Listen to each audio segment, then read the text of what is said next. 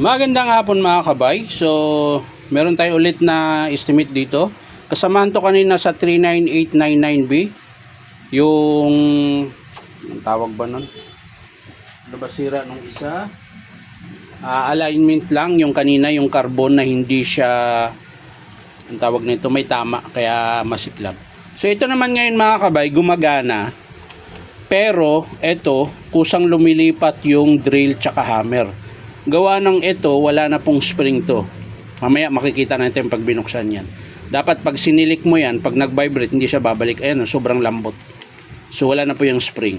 Tapos ito naman, kapag nakahammer kayo, namamatay siya pag hindi mo to ididiin yung kanyang selector. Ayan, papaanda rin natin. So ayan, gumagana yan.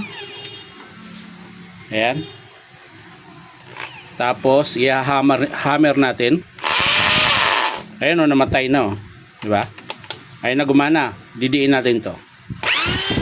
Ayan.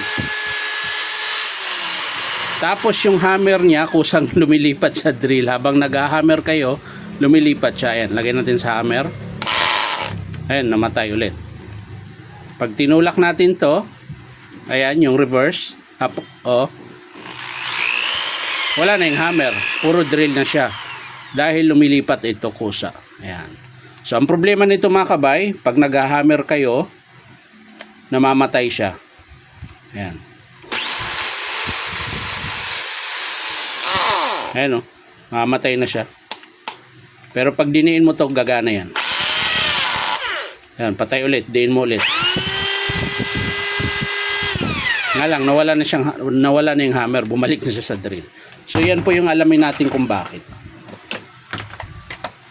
So, bubuksan lang natin mga kabay. Tanggalin lang natin itong screw.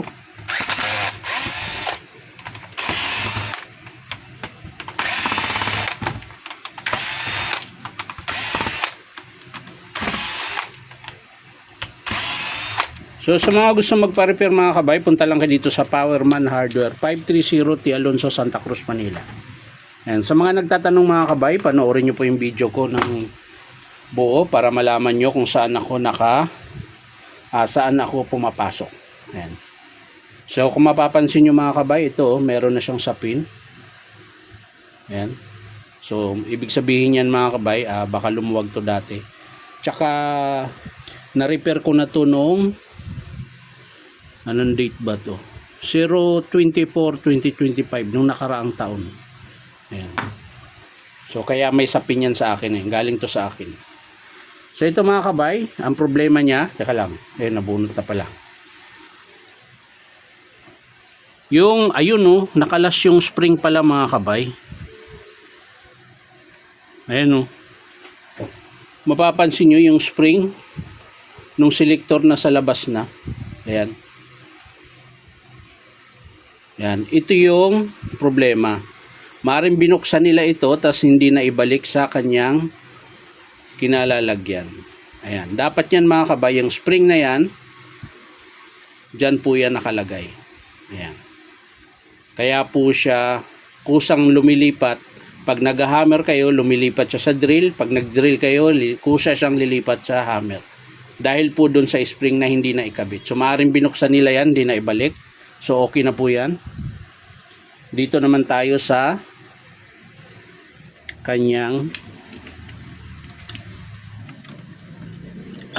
dito tayo sa kanyang brush holder. Ayan.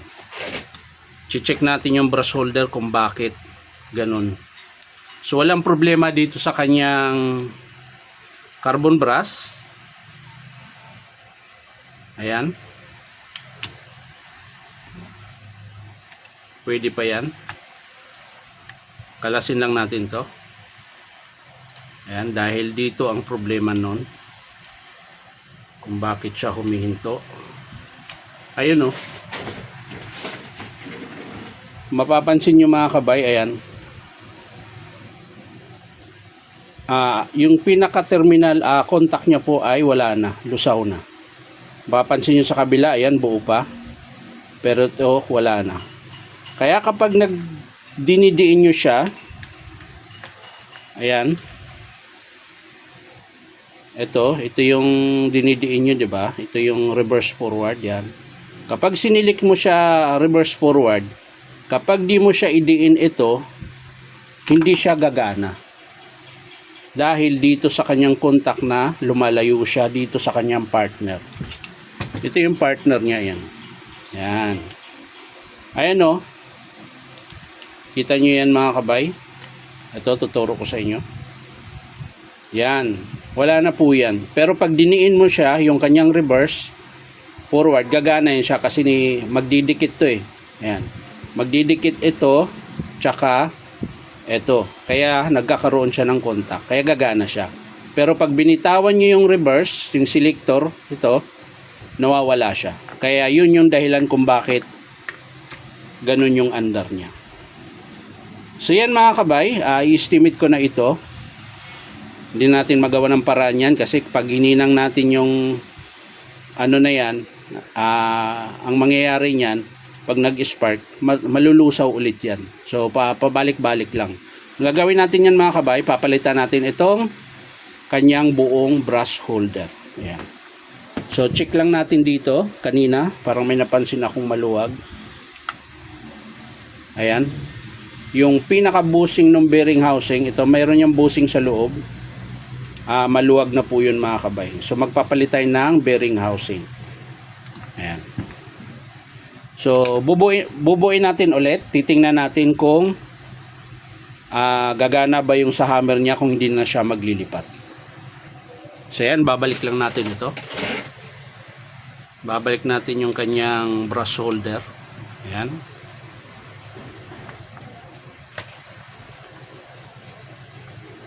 Tapos yung kanyang carbon lagay natin, pasok na rin natin yung armature.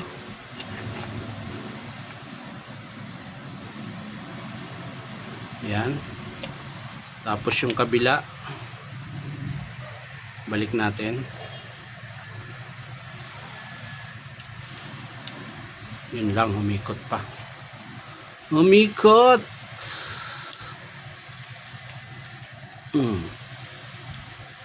So ulitin ko mga kabay, sa mga gusto magpa-repair, punta lang kayo dito sa Powerman Hardware, 530 T. Alonso, Santa Cruz, Manila. Oops, nalaglag yung kanyang bulitas.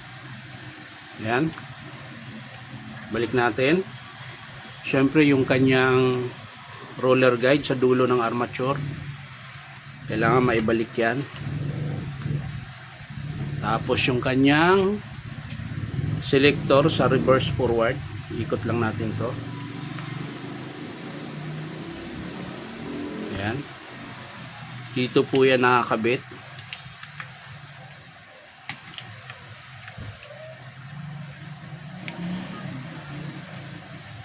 Oops, ay pa pumasok ko. So ayan mga kabay, naayos na natin yung kanyang wiring. So balik na natin tong selector nya. Ayan, nandyan po yung spring, kinabit natin.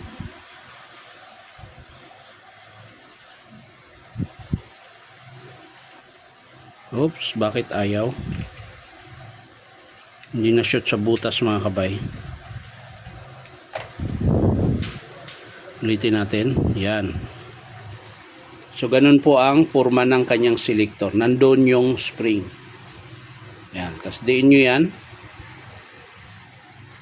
para pumasok. Yan. Ayos na.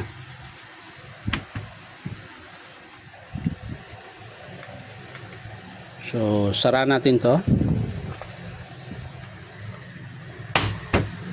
Yan. Tapos i-screwhan lang natin.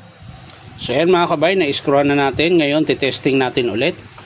So syempre ang hindi gagana nito yung kanyang reverse. Ganun pa rin yan, mamamatay. Pero ito titingnan natin yung selector niya kung hindi na ba siya kusang maglilipat. So yan, naka-reverse yan. Forward natin.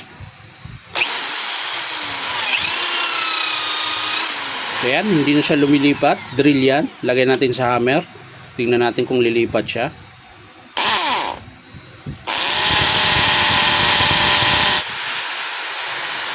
So hindi na siya lumilipat mga kabay. Pero yung dito pag hinammer, Ayan, namamatay pa rin siya. Syempre dahil hindi pa natin napalitan yung kanyang brush holder. So ang pinaka-estimate ko dito mga kabay, yung kanyang brush holder at bearing housing. Yan po yung papalitan dito sa SDH 600 ng Stanley drill. Ayan. So yan lang mga kabay. Maraming salamat sa panonood at palike and share na rin po. At syempre po baka pwede makahingi sa inyo na isang subscribe dito po sa aking YouTube account na Inom Tabay. So maraming salamat. Bye bye.